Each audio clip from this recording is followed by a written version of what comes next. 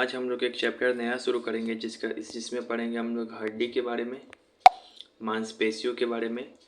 ठीक है, इस चैप्टर का नाम है स्केलेटल सिस्टम। इसमें क्या क्या पढ़ेंगे एक बार हम आपको स्लाइड दिखा दे रहे हैं। मूवमेंट का प्रकार पढ़ेंगे, फिर देखेंगे कितने मूवमेंट का प्रकार किस में है, फिर कुछ क्वेश्चन सॉल्व करेंगे, फिर मसल्स के बारे में पढ़ेंगे, मसल्स के प्रकार, फिर उस पर सवाल, फिर मसल्स में प्रोटीन क्या क्या है वो देखेंगे, फिर उस पर सवाल, फिर कार्टिलेज पढ़ेंगे, जॉइंट्स पढ़ेंगे, फिर बोन्स के बारे में पढ़ेंगे। एक्सियल बोन्स कौन कौन है, ये परपेंडिकुलर बोन्स कौन कौन है, बोन्स से संबंधित क्या क्या बीमारी हो सकती है वो पढ़ेंगे। हाथ का हड्डी, पैर का हड्डी, ये पढ़ेंगे। फिर एक बोन चार्ट पढ़ेंगे, फिर जॉइंट्स पढ़ेंगे, कहाँ हमारे शरीर में कौन कौन सा जॉइंट्स है। फिर बीमारी से पढ़ेंगे, रोग, फिर कुछ सवाल देखेंगे, फिर नींद संबंधी विकार, फिर कुछ सवाल, फिर कुछ सवाल, टेंडन लिगामेंट्स पढ़ेंगे, फिर अंतर पढ़ेंगे टेंडन लिगामेंट्स और बोन कार्टिलेज में, फिर प्रोटीन सब पढ़ेंगे,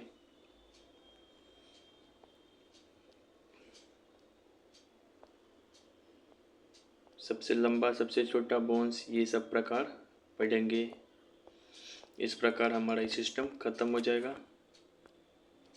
अब शुरुआत, चूँकि हमारे चैप्टर का नाम ही है स्केलेटल सिस्टम, कंकाल तंत्र, इसी से शुरुआत करते हैं, इसी पे सवाल पे। कंकाल तंत्र में हम लोग किसका किसका अध्ययन करते हैं, हमारा कंकाल तंत्र किसका किसका बना रहेगा, तो बोन, कार्टिलेज, लिगामेंट, टेंडन, इन चारों का अध्ययन करते हैं, यही चारों बना रहेगा।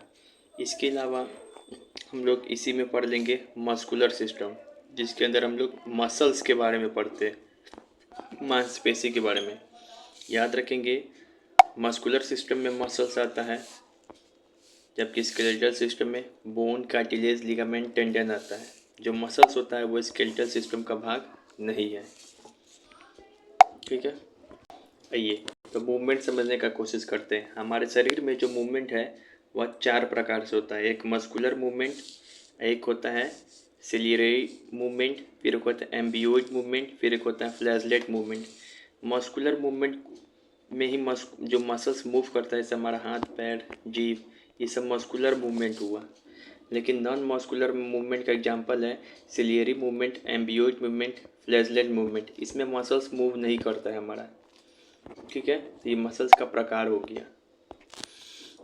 ये इम्पॉर्टेंट है, ज़्यादा याद रखना कि जो हम 4 प्रकार का मूवमेंट बताएं, amoeboid, ciliary, flagellated movement, muscular movement, ये तीनों तो नॉन मस्कुलर मूवमेंट है। और ये मस्कुलर मूवमेंट, इन तीनों में मसल्स मूव नहीं करता है, जबकि इसमें मसल्स मूव करता है। ठीक है, फिर आपको याद रखना है कि एम्बियोइड मूवमेंट का एग्जांपल क्या है। तो हमारे शरीर में जो मैक्रोफेजेस और ल्यूकोसाइट होता है ब्लड में, WBC, वहाँ पे मस्कुलर मूवमेंट, एम्बियोइड मूवमेंट होता है मैक्रोफेजेस में और ल्यूकोसाइट में। फिर एक होता है सिलियरी मूवमेंट, ये हमारे शरीर में जो ओवम एग होता है फीमेल्स में, वहाँ पे होता है सिलियरी मूवमेंट।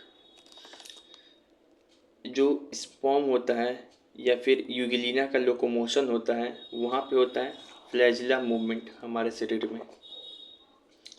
और जो हाथ, लिम्स मतलब हाथ पैर, जौ, गर्दन हिलाते हैं, जीभ, ये सब का जो मूवमेंट होता है उसको कहते हैं मस्कुलर मूवमेंट। तो ये एग्जांपल है। अब याद कैसे होगा, तो याद बड़ा आसानी से होगा। AML, ए मतलब होता है एम्बियोइड मूवमेंट, ML मतलब किस में, M मतलब मैक्रोफेजेस में, L मतलब ल्यूकोसाइट में।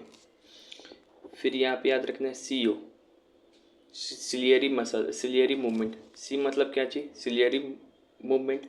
ओ मतलब किससे, ओवम यानी कि एग में। फिर यहाँ पे याद रखना है FSE, F मतलब क्या चीज़, फ्लैजिला मूवमेंट। S मतलब किस में, स्पर्म में। ये मतलब यूगिलिना में। अब मस्कुलर मूवमेंट इसके लिए याद करने की ज़रूरत नहीं, हाथ पैर हिलाना। जीभ हिलाना, ये सब मस्कुलर मूवमेंट है, तो आपको याद होना चाहिए। यहाँ पे सवाल क्या पूछेगा, बताइए सिलियरी मूवमेंट का सिलियरी मूवमेंट कहाँ होता है हमारे शरीर में। तो गर्ल्स में जो ओवम होता है वहाँ सिलियरी मूवमेंट होता है। ट्रिक सी ओ, सी से सिलियरी, ओ से ओवम। फिर पूछेगा ल्यूकोसाइट में कैसा मूवमेंट होता है, तो amoeboid movement. Trick A M L, A से एम्बियोइड मूवमेंट, एम से मैक्रोफेजेस, एल से ल्यूकोसाइट। फिर फ्लैजला मूवमेंट कहाँ होता है हमारे शरीर में, तो स्पर्म में, यूगिलिना में। Trick F S C, F से फ्लैजला मूवमेंट, एस से स्पर्म, ई से यूगिलिना। तो ये मूवमेंट का जो प्रकार है हमारे शरीर में, संचरण का प्रकार, ये सारे याद होनी चाहिए। अब यहाँ पे देखिए, निम्न में से कौन सा मानव शरीर की कोशिकाओं द्वारा की जाने वाली गति है। तो हमारे सेल में 3-4 तरीके का मूवमेंट बताएं, एम्बियोइड, सिलियरी, मस्कुलर, फ्लैजलेटेड। लेकिन यहाँ पे तीन ही ऑप्शन दिया है, तो यहाँ पर क्या हो जाएगा, इससे तो सभी सही है, ऑल ऑफ दिस। एम्बियोइड किस में होता है बताओ, AML। एम्बियोइड मूवमेंट मैक्रोफेजेस ल्यूकोसाइट में, जो ब्लड है वहाँ पे। सिलियरी के लिए क्या बताएं, CO, ओवम में। मसलर मूवमेंट हाथ पैर जीभ हिलाने में। और एक फ्लैजलेटेड मूवमेंट किस में बताए थे, FSE, फ्लैजला मूवमेंट स्पर्म में और यूगिलिना में। ये याद होना चाहिए। हमारे अधिकांश नलिकाकार अंगों में पक्षपात उपभित्ति से स्तरित होते हैं, डैश गति है। देखो कितना टफ शब्द है, इसी का इंग्लिश हिंदी दोनों सब पढ़ना चाहिए। Dash movement occur in most of our internal tube organs which are lined with ciliated epithelium. देखो अगर इंटरनल ट्यूबुलर और ऑर्गन के बारे में बोले कि यहाँ पे कौन सा मूवमेंट होता है, इसको डायरेक्ट याद रखना है। तो हमारे शरीर में जहाँ पे खोखला जगह होता है उसी को बोलते हैं नलिकाकार, उसी को बोलते हैं इंटरनल ट्यूब। तो वहाँ पे एम्बियोइड मूवमेंट होता है। जैसे खोखला जगह कहाँ है, जहाँ पे लड़की का ओवम बनता है, तो ओवम फीमेल में बनता है, खोखला जगह है, तो ओवम में कौन सा मूवमेंट होगा, एम्बियोइड। इसी कारण अगर एम्बियो ओवम बोले या फिर ये शब्द आ जाए इंटरनल ट्यूबुलर ऑर्गन्स, या फिर इसी को हिंदी में लिख दे नलिकाकार अंगों में कौन सा मूवमेंट होगा, तो एम्बियोइड। याद रहेगा, ठीक। डैश मनुष्य के पूरे शरीर के संचालन के लिए आवश्यक है। पूरे शरीर के संचालन के लिए कौन सा मूवमेंट आवश्यक है, तो मस्कुलर मूवमेंट।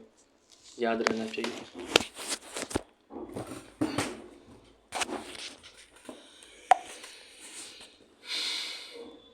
पूरा बॉडी का संचरण हो, जैसे हाथ पैर आदि का, तो मस्कुलर मूवमेंट जरूरी है। एम्बियोइड मूवमेंट क्या चीज़ के लिए जरूरी था, AML सिर्फ मैक्रोफेजेस और ल्यूकोसाइट के मूवमेंट के लिए। सिलियरी बार बार याद कराएंगे, CO ओवम के लिए, मस्कुलर सभी के लिए। अब हम लोग मसल्स का कुछ प्रॉपर्टी है, इसको पढ़ना होगा, इसको जानना होगा, मसल्स में क्या क्या गुण होता है, ठीक है। तो प्रॉपर्टीज ऑफ मसल्स, जिसको हिंदी में बोलेंगे मांसपेशियों की विशेषता। तो हमारा मसल्स ये चारों काम कर सकता है, elasticity, extensibility, excitability, contractility. Muscle में चारों प्रकार का काम होगा। इलास्टिसिटी मतलब क्या हो गया, मान लो कि जो मसल्स है तो इसको धड़ को लमार दो तो और थोड़ा बड़ा हो जाएगा। एक्सटेंसिबिलिटी मतलब क्या हो गया, वो भी कुछ लमारने टाइप का होता है, जैसे रबर को लमारते हैं ना, तो मसल्स को भी लमार सकता है। एक्साइटेबिलिटी का हिंदी होता है उत्तेजनशीलता। हमारा मसल जो है उत्तेजित है बाहरी आवरण के प्रति। देखते हो मसल्स हाथ पैर हिलने लगता है, तो ये सब किस लिए हो रहा है, डर में। बाहर में कुछ देख लिए तो हाथ पैर हिल रहा है, तो ये मसल्स के हिलने के कारण ही होगा। तो मसल्स क्या है, उत्तेजनशीलता भी है। कॉन्ट्रैक्टिलिटी संकुचनशीलता, मसल कॉन्ट्रैक्ट भी होता है, रिलैक्स भी होता है, पढ़ा है ना। और मसल का ये कॉन्ट्रैक्शन रिलैक्सन कैल्शियम और पोटेशियम आयंस के कारण होता है। इसमें एक्टिन और मायोसिन नाम का प्रोटीन भी होता है, वो बताएंगे। तो मसल कॉन्ट्रैक्ट भी होता है, रिलैक्स भी होता है। इतना डीप में नहीं जाना है, बस इतना याद रख लो कि मसल्स में इलास्टिसिटी भी हो सकता है, एक्सटेंसिबिलिटी भी, एक्साइटेबिलिटी भी और कॉन्ट्रैक्टिलिटी भी, मतलब प्रयासता भी, प्रसार भी, उत्तेजनशीलता भी, संकोचनशीलता भी। ठीक है, ये सब याद रखो।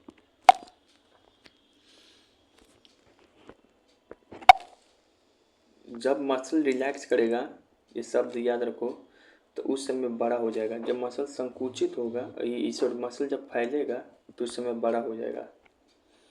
तो muscle become longer and thinner, बड़ा होके क्या हो जाएगा, पतला हो जाएगा। जब मसल मान लो कि रिलैक्स करेगा तो बड़ा हो जाएगा और पतला हो जाएगा। तो ये लिखा है muscle become longer and thinner when muscles is relaxing.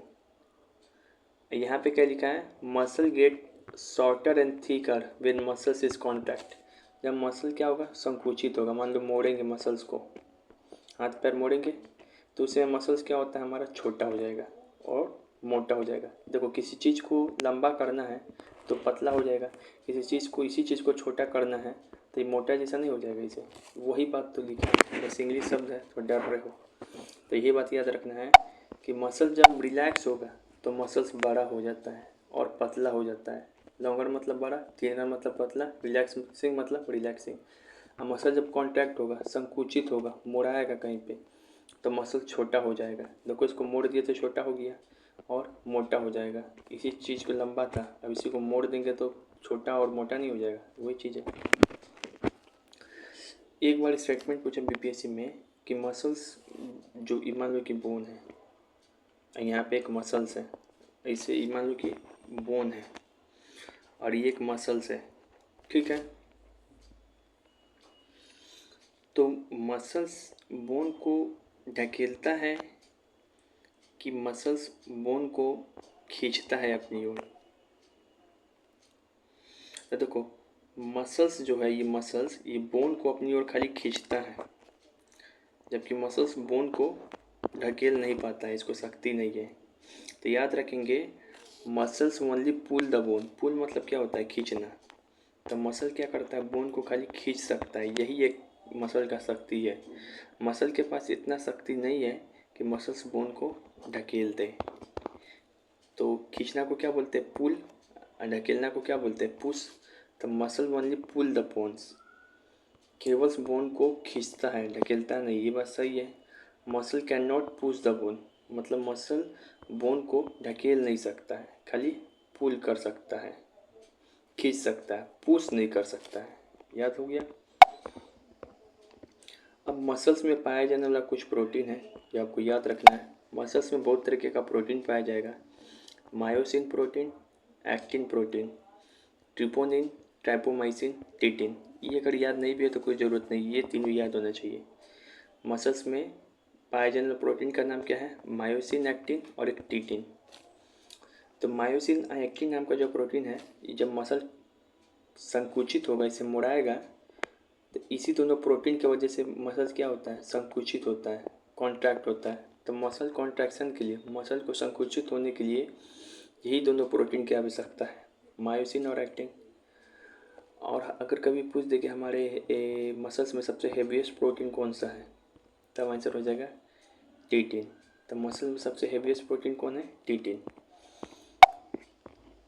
आपको यही याद रखना है कि मसल्स में मायोसिन एक्टिन नाम का प्रोटीन पाया जाएगा, जो कि मसल को संकुचित, मुड़ने, कॉन्ट्रैक्ट के लिए ज़रूरत है। और एक टिटिन नाम का प्रोटीन है जो कि मसल्स में पाया जाने वाला सबसे हेवीएस्ट प्रोटीन है।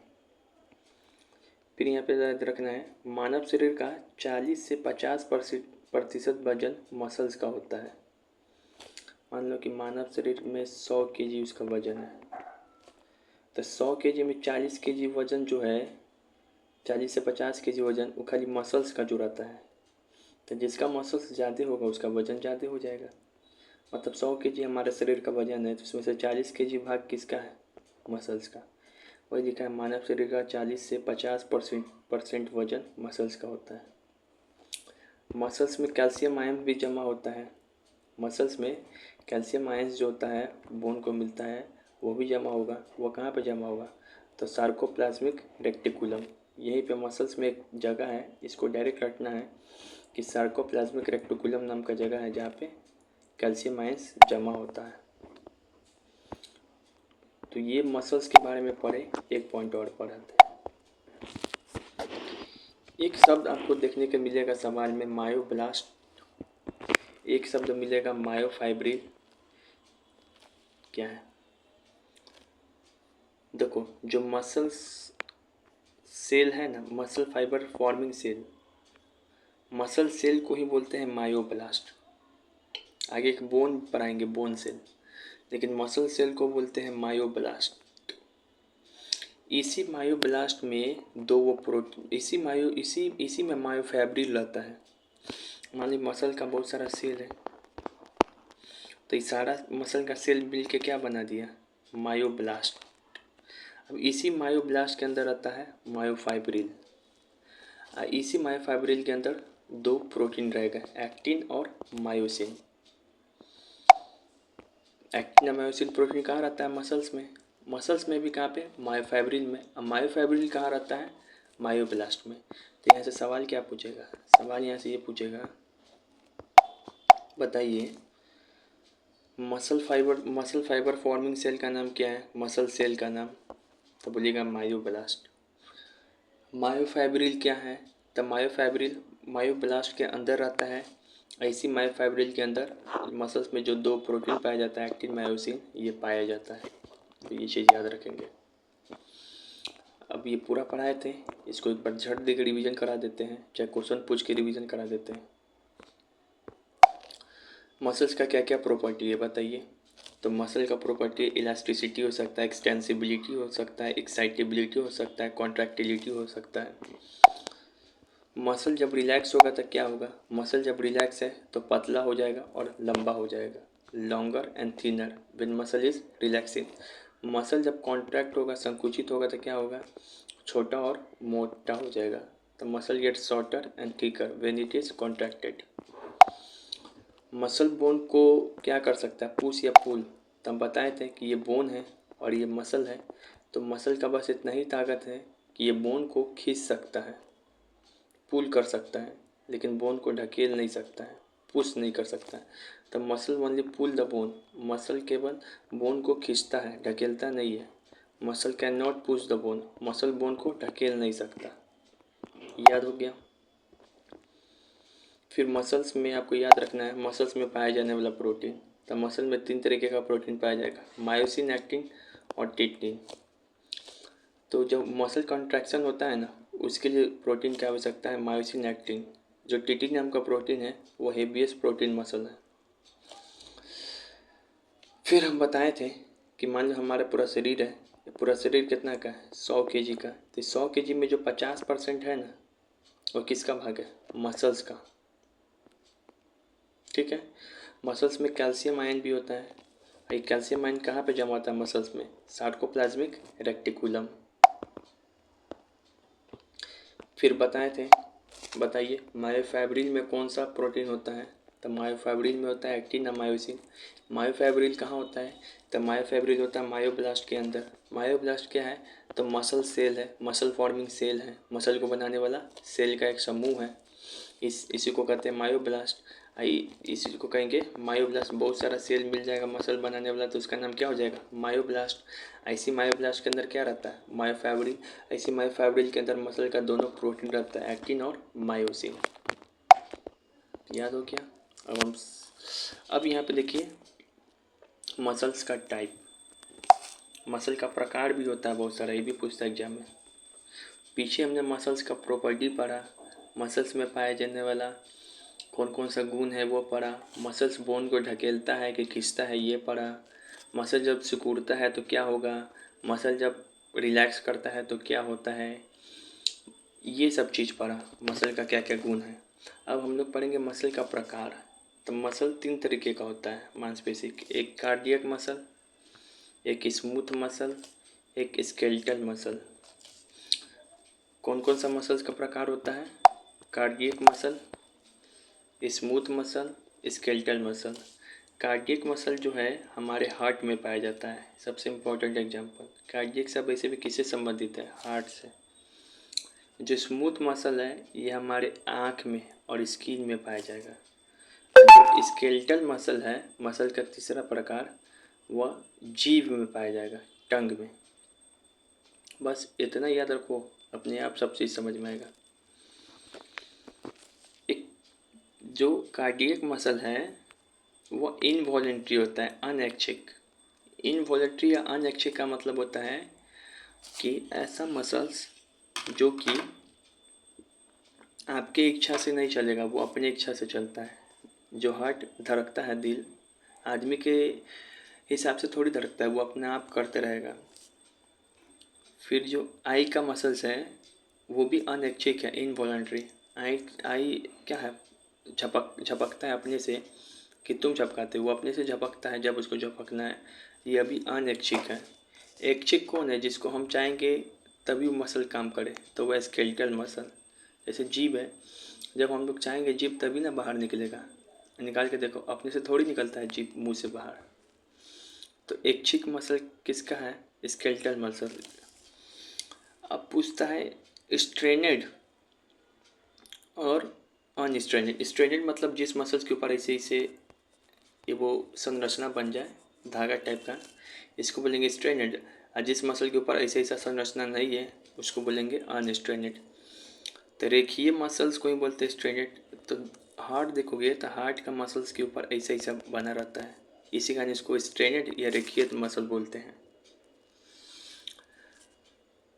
जो तुम स्मूथ मसल देखोगे, जैसे आँख का मसल, तो ये सिंपल रहेगा, इसमें कोई ऐसा संरचना नहीं पाया जाएगा, इसी को बोलेंगे अनस्ट्रेनेड और रेखीय। फिर जीभ का मसल देखोगे, फिर इस पर भी ऐसे ऐसे संरचना पाया जाएगा, इसी कारण इसको बोलेंगे स्ट्रेनेड या फिर रेखीय मसल। तो ये तीनों याद होना चाहिए मसल्स के बारे में, कि मसल्स का क्या क्या, किस किस प्रकार का मसल्स है, किस किस प्रकार का मसल्स है, किस प्रकार के मसल्स में क्या क्या क्वालिटी है। अब हम सवाल से पूछते हैं, बताइए मसल्स का कौन कौन प्रकार होता है। आप बोलिएगा 3 प्रकार, cardiac muscle, smooth muscle, skeletal muscle. फिर सवाल पूछ रहे हैं हमारे आँख में, आई या स्किन में कौन सा मसल होगा, तो स्मूथ मसल। हमारे हार्ट में, हृदय में, कार्डियक मसल। हमारे टंग में, जीभ में, तो बोलेंगे स्केलेटल मसल। ये याद हो गया। फिर पूछेगा कौन कौन सा ऐसा मसल है जिसके ऊपर स्ट्रेनेड पाया जाएगा, ऐसे ऐसे रेखा पाया जाएगा। तो हम बताए थे कि जो हार्ट है स्ट्रेनेड है, रेखीय मसल है, इसके ऊपर ऐसे ऐसे रेखा पाया जाएगा।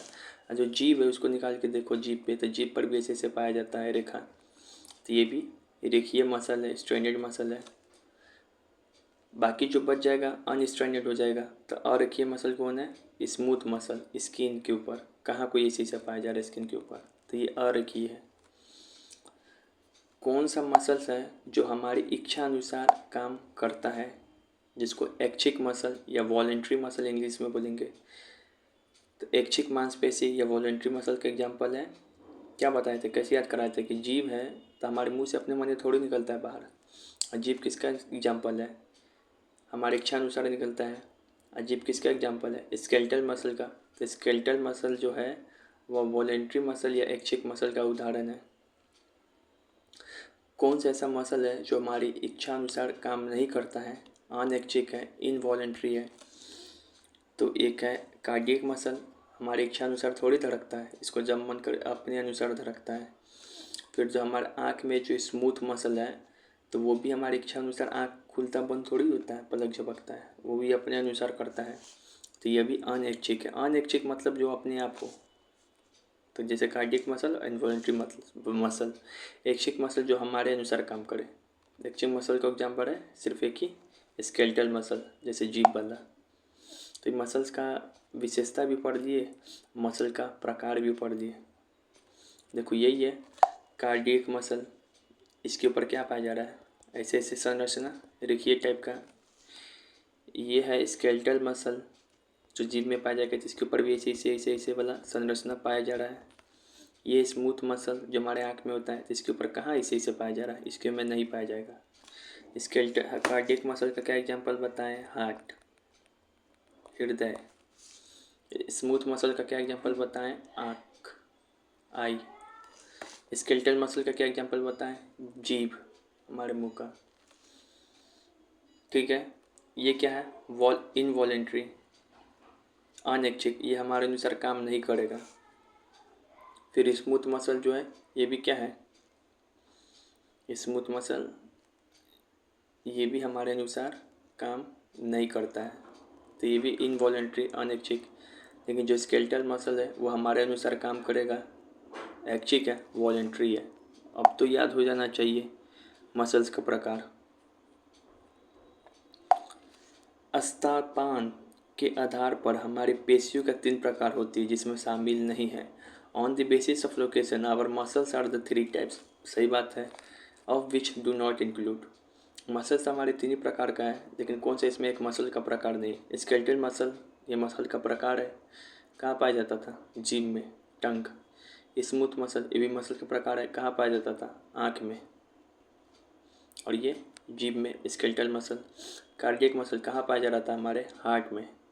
नर्वस मसल ऐसा कोई मसल का प्रकार नहीं है, तो इसका आंसर क्या हो जाएगा, ये। तो मसल 3 प्रकार का पाया जाता है, स्केलेटल, स्मूथ, कार्डियक। पूछ रहा कौन सा मसल का प्रकार नहीं है, तो ये नर्वस मसल। ऐसा कोई मसल पढ़े हो, नहीं ना, सिर्फ यही तीनों पढ़े हो। Which one is incorrect about smooth muscle.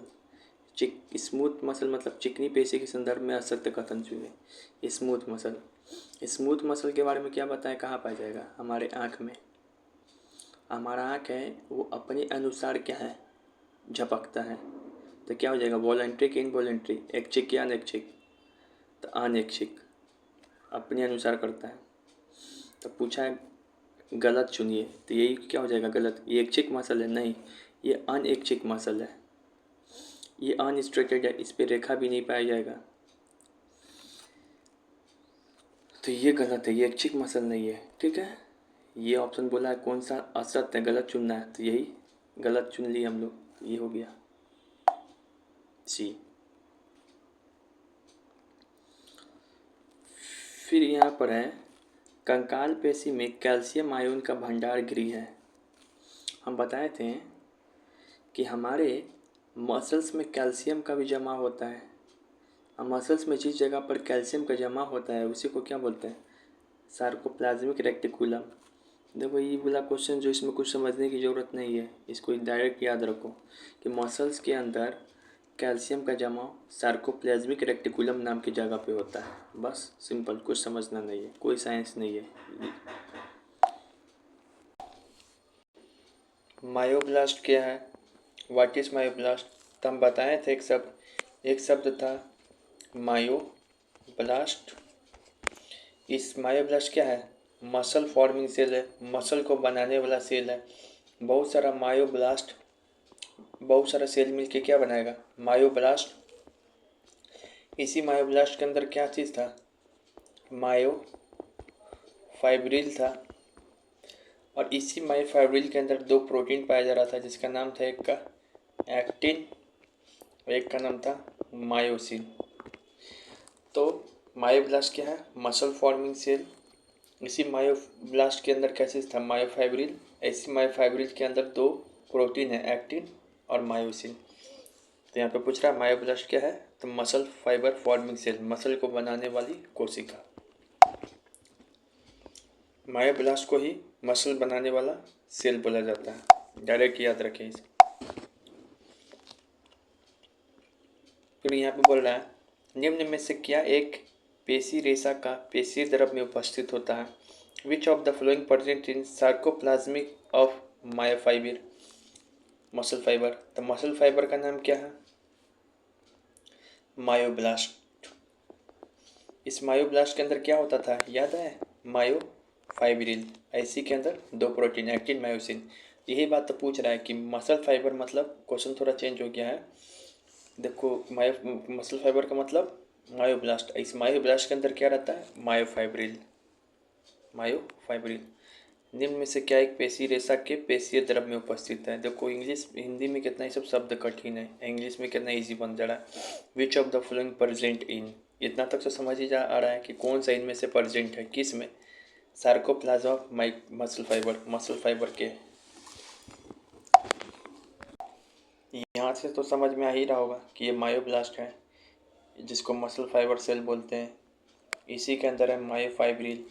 इसी मायोफाइब्रिल में दो प्रोटीन पाया जाता है, एक्टिन और मायोसिन। फिर ये बताओ, एक पेशी तंतु में क्या पाया जाता है, कौन सा protein? Protein which are found in myofibril. पेशी तंतु सब समझ में आ रहा है? नहीं ना? तो चेक करेंगे कि क्वेश्चन में क्या लिखा है पेशी तंतु की जगह, तब मायोफाइब्रिल। तो मायोफाइब्रिल में कौन सा प्रोटीन पाया जाएगा? एक्टिन और मायोसिन। तो सिर्फ क्या दिया हुआ है, एक्टिन, तो सिर्फ एक्टिन, सॉरी ये दिया हुआ मायोसिन भी दिया हुआ है, एक्टिन और मायोसिन, डी, दो तरीके का प्रोटीन पाया जाएगा। फिर से बताएं, ये क्या है? Myoblast, muscle forming cell. इसके अंदर क्या है? मायोफाइब्रिल। इसी मायोफाइब्रिल में क्या होगा? दो प्रोटीन, एक्टिन और मायोसिन।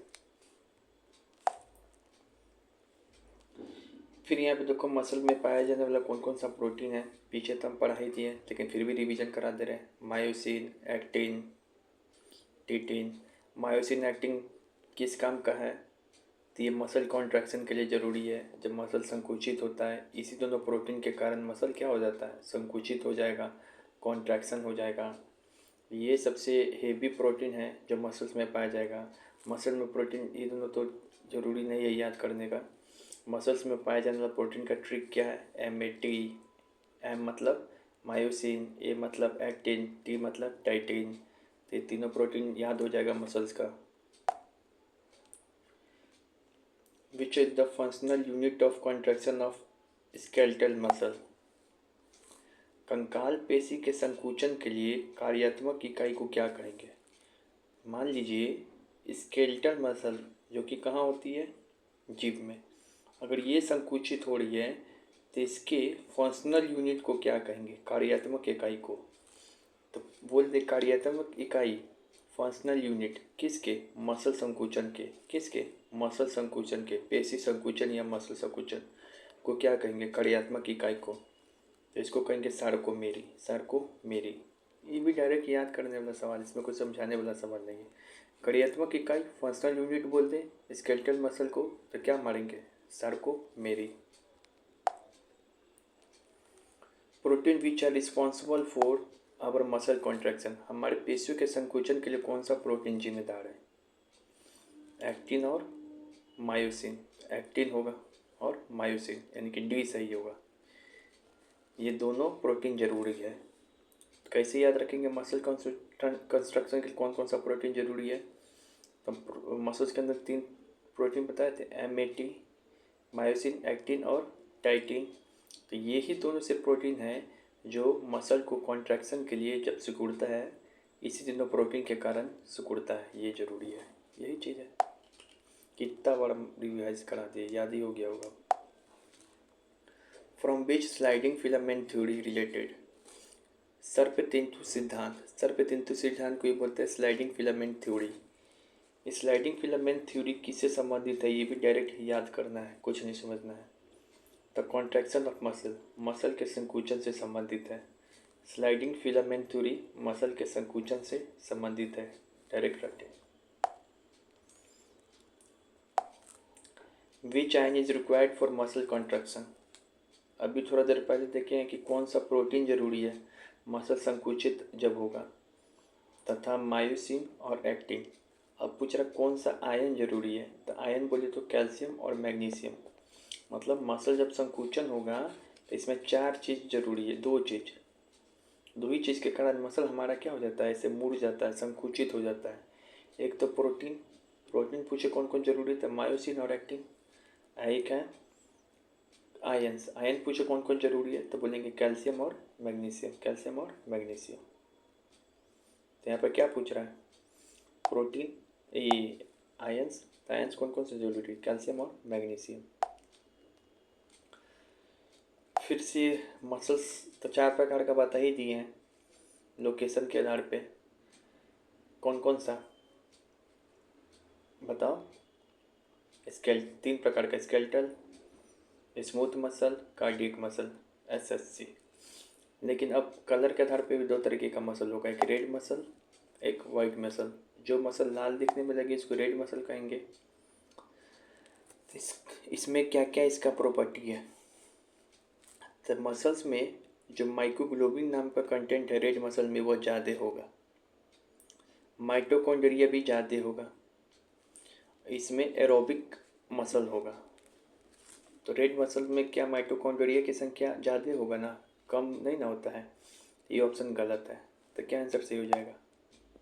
ये याद रखेंगे रेड मसल्स के बारे में 3 ही बात कि इसमें मायोग्लोबिन का कंटेंट ज़्यादा रहेगा, माइटोकॉन्ड्रिया ज़्यादा होता है और एरोबिक मसल होता है। लेकिन इसमें क्या लिख रहा है ऑप्शन, माइटोकॉन्ड्रिया की संख्या कम होता है, तो ये गलत हो जाएगा। याद रखेंगे रेड मसल्स में माइटोकॉन्ड्रिया की संख्या बहुत ज़्यादा होती है। इसी को उल्टा कर देंगे तो क्या हो जाएगा, वाइट मसल में क्या हो जाएगा, मायोग्लोबिन कंटेंट क्या हो जाएगा, हाई की जगह लो। फिर it is more number of mitochondria, अगर वाइट मसल होगा तो इसमें क्या हो जाएगा, सब चीज़ लो हो जाएगा। इसमें एरोबिक की जगह वाइट में क्या हो जाएगा, एनारोबिक। ऐसे ही समझना है। अरे भाई कुछ नहीं समझ में आया, बस 3 ही बात याद रख लो। रेड मसल्स कहीं उल्टा हो जाएगा वाइट मसल्स। रेड मसल्स में क्या होगा, मायोग्लोबिन कंटेंट ज़्यादा होगा, माइटोकॉन्ड्रिया का संख्या भी ज़्यादा होता है। कम संख्या किसका होगा, माइटोकॉन्ड्रिया का, तो वो वाइट मसल के लिए सही है ये लाइन, उजला मसल के लिए। ठीक है, अब वाइट मसल में मायोग्लोबिन कंटेंट भी कम होती है, यही चीज़ है। किस अम्ल के एकत्रित हो जाने से पेशियों में थकान होगी? मसल्स दुखता है ना आदमी का, तो अगर लैक्टिक एसिड जमा हो जाएगा मसल्स में तो आदमी क्या हो जाएगा, थकान महसूस करेगा। यहाँ पे लिखा है accumulation of which acid cause muscle फैटिक। Muscle फैटिक का मतलब पेशियों में थकान, तो लैक्टिक एसिड जमा नहीं होना चाहिए मसल्स में, वरना इसी कारण आदमी थक जाता है। Outer most layer of muscles includes the skeletal muscles. कंकाल पेशी को घेरने वाली बाहरी परत को क्या कहेंगे? तो मान लो कि स्केलेटल मसल है, इसका स्केलेटल मसल जो है तो इसका 3 वो लेयर है। जो सबसे ऊपरी लेयर है उसको बोलेंगे, ये सबसे अंदर वाला लेयर है उसको बोलेंगे एंडोमाइसियम। ठीक है, फिर उसके ऊपर एक लेयर आता है जिसका नाम है पेरीमाइसियम। ठीक है, फिर इसके भी ऊपर वो लेयर आएगा जिसका नाम है एपीमाइसियम, और ये मसल्स के ऊपर सबसे बाहरी लेयर है। तो अभी याद हो गया, मसल में सबसे बाहरी लेयर कौन है, सबसे बाहरी परत, तो एपीमाइसियम। सबसे अंदर वाला लेयर कौन है, इंडोमाइसियम।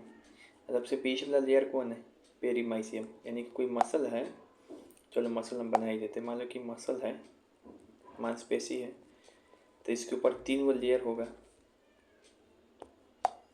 जो सबसे 3 वो लेयर होगा, तो जो सबसे पहला लेयर होगा सबसे अंदर वाला, इसको बोलेंगे इंडोमाइसियम। ठीक है, इसके बाद और होगा इसके ऊपर लेयर, उसको बोलेंगे पेरीमाइसियम। ठीक है, इसके बाद वो और लेयर होगा, उसको बोलेंगे, इस वाले को एपीमाइसियम। तो सबसे बाहर में कौन वाला आ रहा है लेयर, एपीमाइसियम। तो मसल के अंदर सबसे बाहर में कौन सा लेयर आता है, एपीमाइसियम। सबसे अंदर में इंडोमाइसियम, बीच में पेरीमाइसियम। फिलहाल पूछ रहा है सबसे बाहर लेयर कौन है मसल का, तो एपीमाइसियम, ये वाला सही होगा। In human body tongue each, मानव शरीर में जीभ क्या है?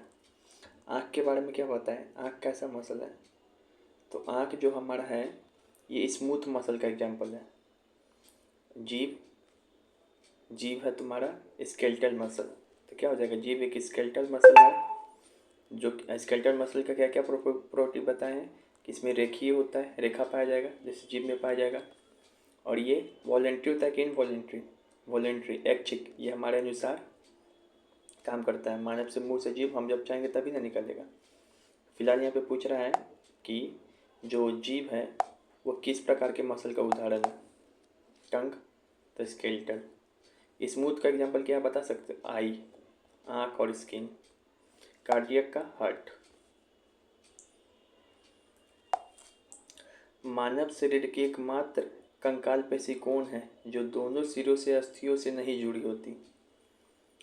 देखो एक ही ऐसा हमारे शरीर में मसल्स हैं जो दोनों तरीके से, मान लो कि मसल्स है, कोई भी मसल्स हो हमारे शरीर में, ये मान लो मसल्स है, तो ये इसके दोनों साइड क्या रहेगा, बोन रहेगा। एक इस साइड बोन रहेगा, एक इस साइड बोन रहेगा, एक बोन इधर रहेगा, एक बोन इधर रहेगा। लेकिन एक ही ऐसा हमारा मसल्स है जहाँ पे एक ही साइड है बोन, एक ही साइड है, मतलब एक ही साइड बोन है, इस साइड बोन नहीं है। बताओ कौन हो सकता है? फिगर ही देख के बताओ ऐसा कौन सा चीज़ है। जीभ। जीभ में देखते हो, जीभ को पीछे से पकड़ा हुआ है बोन, लेकिन आगे से कोई थोड़ी, आगे से तो मुंह हमारा खुला हुआ है। तो जीभ के बारे में याद रखेंगे, जीभ एक ऐसा मसल्स है जिसमें बोन एक ही साइड है, दोनों साइड नहीं। तो टंग। मायोसिन एक्टिंग क्या है? तो मायोसिन एक्टिंग मसल एंजाइम है? नहीं। मसल फैट है? नहीं। मसल का प्रकार है? नहीं। मसल में पाया जाने वाला प्रोटीन है। इसी दो प्रोटीन के कारण मसल कॉन्ट्रैक्शन यानी कि संकुचित होता है। अब यहाँ पे देखिए क्या है, इसको हटाओ, यहाँ देखते हैं। What is the composition of muscle skeletal system? Muscle का क्या कंपोजिशन है? तो मान लीजिए मसल्स है, तो मसल में क्या क्या पाया जाता है, इसी का कंपोजिशन पूछ रहा है। तो कोई भी मसल हो उसमें सबसे ज़्यादा पाया जाएगा पानी, इसमें 75% पानी पाया जाएगा, और 20% प्रोटीन, 5% कोई साल्ट वगैरह पाया जाएगा। तो मसल के अंदर यही चीज़ पाया जाता है। आज से पूछे जो हमारा मांसपेशी है, मसल्स, उसमें क्या क्या पाया जाएगा? तो इसमें 3 चीज़ पाया जाता है। 75% वाटर, 20% प्रोटीन और 5% साल्ट। क्या ऑप्शन सही होगा? 4। अब मसल्स पढ़ लिए हम लोग पूरा। अब अगला टारगेट है हमारा स्केलेटल सिस्टम में बोन्स को पढ़ेंगे। स्केलेटल सिस्टम का भाग तो मसल्स नहीं है, अब स्केलेटल सिस्टम असली में स्टार्ट होगा। इसमें बोन्स पढ़ेंगे, कार्टिलेज, टेंडन, लिगामेंट, जॉइंट्स, ये सब चीज़ पढ़ते हैं। एक बार जो मसल पढ़ा है उसको जल्दी से रिवीजन करा दे रहे हैं। अब मसल्स के ऊपर कुछ क्वेश्चन है जो थोड़ा टफ है लेकिन प्रमुख है। अब ऐसा ही क्वेश्चन आ रहा है, मांसपेशियों में संकुचन और विश्राम के संबंध में निम्नलिखित में से कौन सा कथन सही है? मांसपेशी में संकुचन मतलब कॉन्ट्रैक्शन, मांसपेशी में विश्राम मतलब जब मांसपेशी सीधा होगा, रिलैक्स होगा। तो हम बताए थे, जब बताए नहीं भी होंगे तो आप लोग सीधे याद रखिएगा। देखिए इसमें, ये सब हिंदी में पढ़ोगे तो एकदम टफ लगेगा। इसमें आयन की गति शामिल है, कैल्शियम आयन की शामिल है, इसमें पेशीदब कोशिका, सार्कोप्लाज्मिक रेक्टिकुलम से विमुक्त होना और वापस पंप किया जाना। तो देखो इसका आंसर होगा ये थर्ड वाला, ये याद कर लो। जब भी हम बताए थे कि जब भी संकुचन होता है मांसपेशी में, या जब भी विश्राम अवस्था में आएगा, रिलैक्सिंग में मांसपेशी में, तो इस समय क्या होगा? तो जब मांसपेशी का संकुचन हो रहा था तो इस समय प्रोटीन काम कर रहा था, मायोसिन और एक्टिन, और आयंस भी काम कर रहा था, कैल्शियम और मैग्नीशियम। जब विश्राम होता है इस समय भी कैल्शियम का ज़रूरत होता है, कैल्शियम और मैग्नीशियम का। तो सुनो होता क्या है, एक चीज़ बताए थे सार्कोप्लाज्मिक रेक्टिकुलम शब्द, यहाँ पे क्या होता है, कैल्शियम जाके मसल्स के अंदर जमा हो जाता है, ये चीज़ बताए थे। तो जब संकुचन होता है ना, तो ये जो कैल्शियम है सार्कोप्लाज्मिक रेक्टिकुलम से कैल्शियम क्या होगा, विमुक्त होगा, निकलेगा, इधर की ओर जाएगा, बाहर की ओर।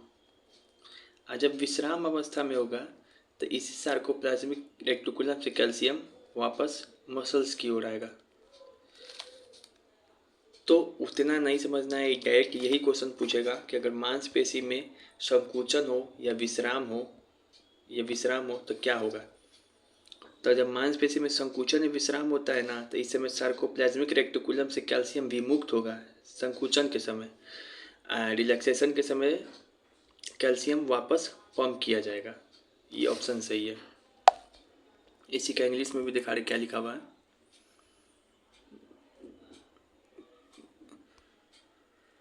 इसी का इंग्लिश में भी पढ़िए। Which one of the following statements regarding the muscle contraction and relaxation is correct? It involves the release of calcium from sarcoplasmic reticulum and pumping calcium back in sarcoplasmic reticulum. तो ये option सही हो। बस इतना याद रख लो भाई मेरे दिमाग खोल के, जब मसल का संकुचन हो या फिर विश्राम अवस्था में मसल, तो इन दोनों में कैल्शियम सार्कोप्लाज्मिक रेक्टिकुलम का रोल होता है। ये जो सार्कोप्लाज्मिक रेक्टिकुलम है सर, संकुचन के समय क्या होगा कि निकलेगा बाहर की ओर, और इसी सार्कोप्लाज्मिक रेक्टिकुलम से सेल की कैल्शियम अंदर की ओर आएगा, मसल्स में आएगा। कब? जब विश्राम में रहेगा। तो it involves the release of calcium from sarcoplasmic reticulum and pumping calcium back in sarcoplasmic reticulum. ये सही होगा। तो यही चीज़ है कि जब मांसपेशियों का संकुचन, एक सेकेंड, जब मांसपेशियों का संकुचन हो या विश्राम हो तो क्या होता है, इसमें सार्कोप्लाज्मिक रेक्टिकुलम से कैल्शियम विमुक्त होगा और कैल्शियम एसआर मतलब सार्कोप्लाज्मिक रेक्टिकुलम में वापस पंप करके आएगा। दिमाग में घुसा बैठा रट जाओ, यही चीज़ होता है।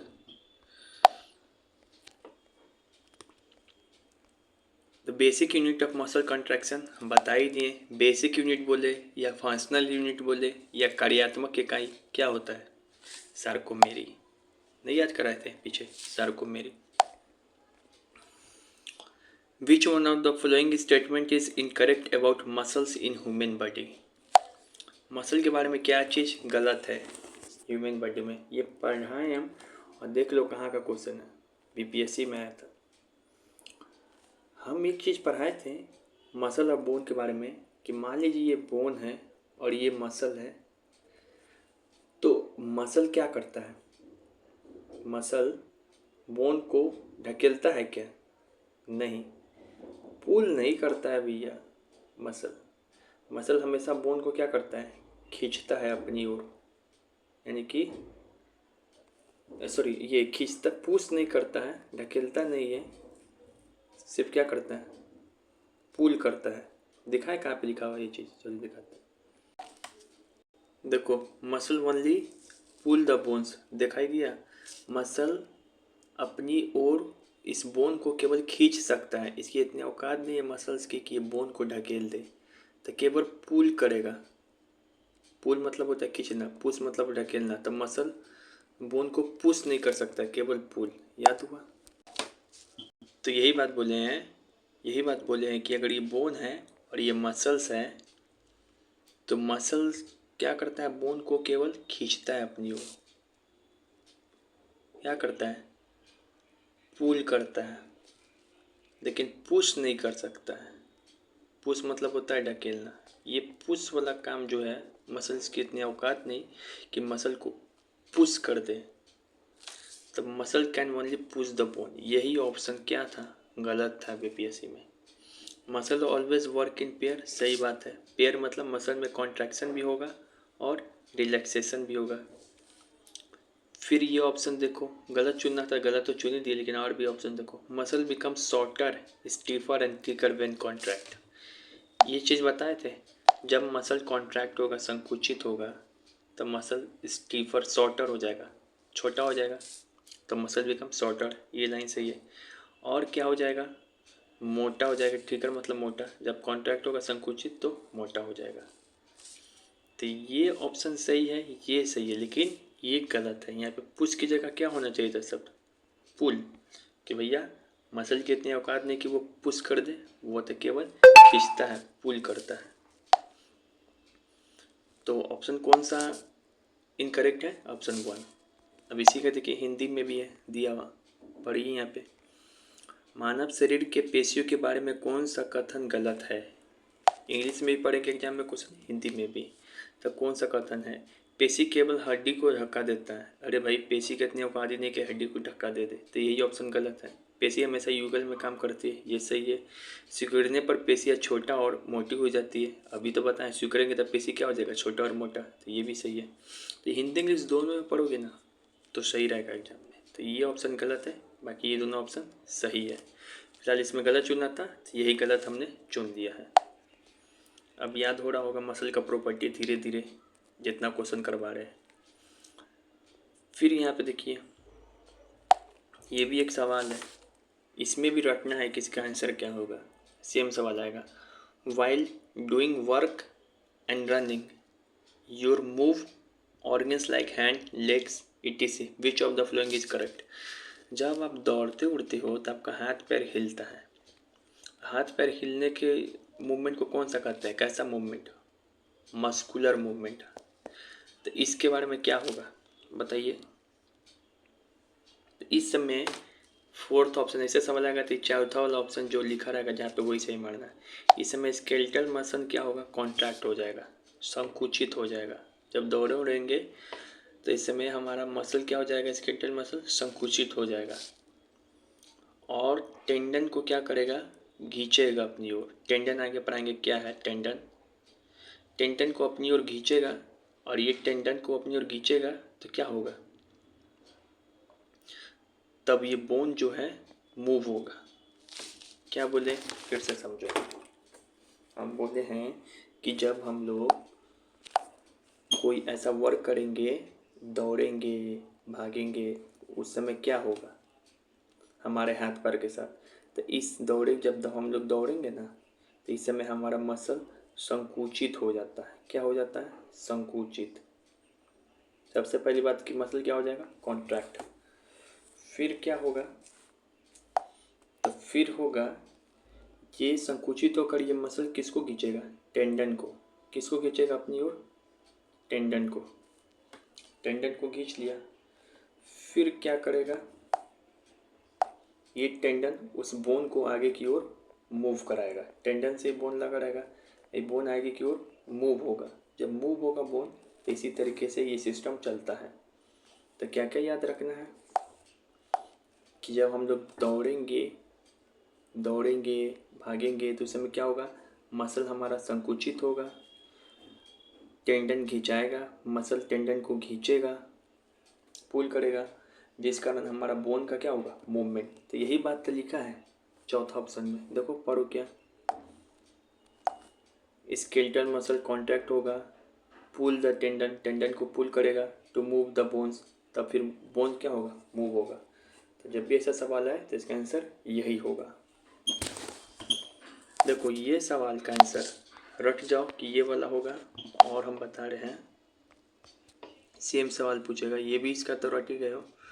और ये सवाल का आंसर, ये दोनों टफ क्वेश्चन है, इसी कारण सीधे समझा भी दिए, रट भी जाना चाहिए कि कॉन्ट्रैक्शन और संकुचन और अति के समय क्या होगा, विश्राम के समय। तो सार्कोप्लाज्मिक रेक्टिकुलम से कैल्शियम एक बार निकलेगा, एक बार वापस सार्कोप्लाज्मिक रेक्टिकुलम में ये कैल्शियम फिर आ जाएगा।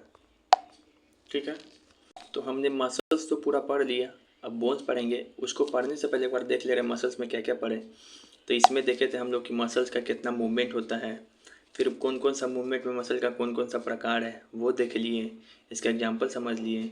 फिर हम लोग खोखला जगह में देखे कि कौन सा होता है, एम्बियोइक मूवमेंट। फिर मसल का प्रॉपर्टी समझे हम लोग, सिकुड़ने उकड़ने पे, इलास्टिसिटी, एक्सटेंसिबिलिटी, एक्सेबिलिटी, कॉन्ट्रैक्टिलिटी, ये सब समझे। सिकुड़ने वापस विश्राम अवस्था आने पे क्या होता है। फिर मसल्स में मसल बोन को कैसे खींचता है, केवल धकेल नहीं सकता। फिर मसल में कौन कौन सा प्रॉपर्टी पाया जाएगा। फिर मसल हमारे शरीर के वजन का कितना है, 40 से 50%। फिर मसल में कैल्शियम आयन कहाँ जमा होता है, सार्कोप्लाज्मिक रेक्टिकुलम, ये पढ़े। फिर मायोब्लास्ट के बारे में पढ़े कि मायोब्लास्ट मसल फॉर्मिंग सेल है, इसी में मायोफाइब्रिल होता है, इसी के अंदर एक्टिन और मायोसिन प्रोटीन होता है।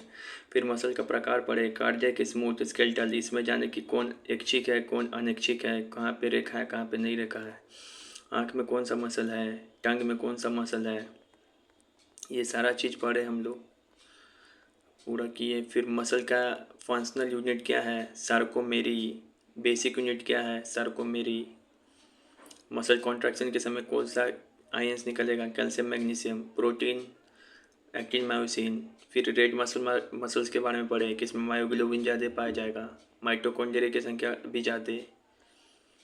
फिर लैक्टिक एसिड के कारण मसल्स में दर्द होता है ये पढ़े। फिर मसल का लेयर समझे। सबसे बाहरी लेयर है एपीमाइसियम, सबसे अंदरूनी है इंडोमाइसियम, फिर पेरीमाइसियम। फिर टंग बताएं किसका एग्जाम्पल है। फिर मसल्स में क्या क्या पाया जाता है ये देखें। 75% पानी, 20% प्रोटीन, अब 5% इनऑर्गेनिक साल्ट। फिर ये वाला सवाल सॉल्व किए तो देखिए इसका आंसर क्या चीज़ था, फोर। मसल इसमें कॉन्ट्रैक्ट होता है, टेंडन को पुल करेगा तब बोन मूव करेगा दौड़ने के समय।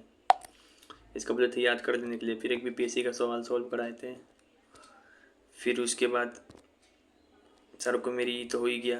फिर उसके बाद बोले थे कि संकुचन के दौरान, रिलैक्सेशन के दौरान क्या होगा मसल्स का। तो कैल्शियम आयन सार्कोप्लाज्मिक रेक्टिकुलम से एक बार निकलेगा और वापस सार्कोप्लाज्मिक रेक्टिकुलम में कैल्शियम आ जाएगा। अब हम लोग नेक्स्ट चैप्टर में बोन्स के बारे में पढ़ेंगे।